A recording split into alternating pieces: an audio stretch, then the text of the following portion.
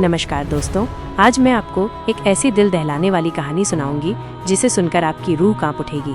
ये कहानी पनडुब्बे की है जो कि बहुत खतरनाक होता है और ये किसी इंसान को नहीं बख्शता है। बिहार में ये कहानी बहुत ज्यादा प्रचलित है और इसी कहानी के चलते बिहार के कुछ लोग शाम के समय में नदी और तालाबों के पास जाने से भी कतराते हैं। ऐसा क्यों? क्या पनडुब्बा कोई राक्षस है या कोई भूत प्रेत? इससे लोग इतना क्यों डरते हैं? तो आइए हम इस विषय पर चर्चा करते हैं। सबसे पहले जानते हैं पनडुब्बा होता क्या है। तो पनडुब्बा उन लोगों की आत्माएं होती हैं जिनकी मृत्यु पानी में डूबने से हुई हो। ये आत्माएं जलाशयों, नदियों और तालाबों के आसपास भटकती हैं। पनडुब्बा का कद छोटा होता है, ये बहुत ताकतवर और काले रंग का होता है। कुछ कहानियों में इनका कोई निश्चित आकार नहीं होता और ये पानी में परछाई की तरह दिखते हैं। इनका निवास स्थान जलाशय होते हैं। ये पानी की गहराइयों में रहते हैं और ज्यादातर एकांत जगहों पर। और अगर ये किसी व्यक्ति को देख लेता है तो वो उसे अपने साथ पानी की गहराई में खींचकर ले जाता है। कुछ लोगों ने ये भी दावा किया कि उन्होंने पनडुब्बा को शराब और तंबाकू मांगते हुए सुना है।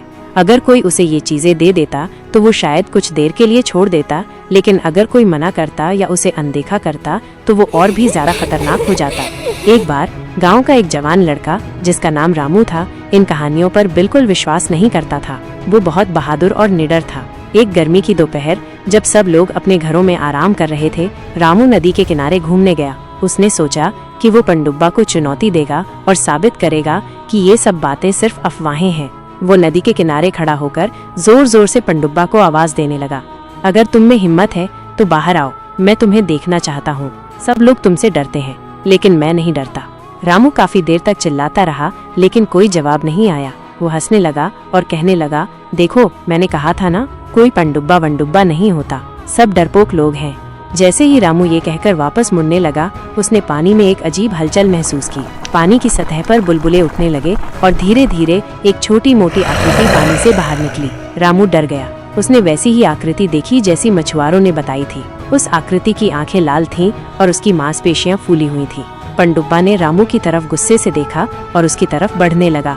रामू को समझ में आ गया कि ये कोई मजाक नहीं है। वो डर के मारे पीछे हटता गया, लेकिन पनडुब्बा तेजी से उसकी ओर आ रहा था। किसी तरह रामू ने हिम्मत जुटाई और दौड़ना शुरू कर दिया। पनडुब्बा भी पानी से निकलकर उसके पीछे भागा। रामू ने कभी इतनी तेज दौड़ नहीं लगाई थी। वह गांव की तरफ भागा और जोर जोर से चिल्लाने लगा। गांव के लोग रामू की चीखें सुनकर घरों से बाहर निकल आए। उन्होंने देखा कि रामू के पीछे एक अजीब सी आकृति भाग रही है। ये देखकर सब डर गए और इधर उधर भागने लगे।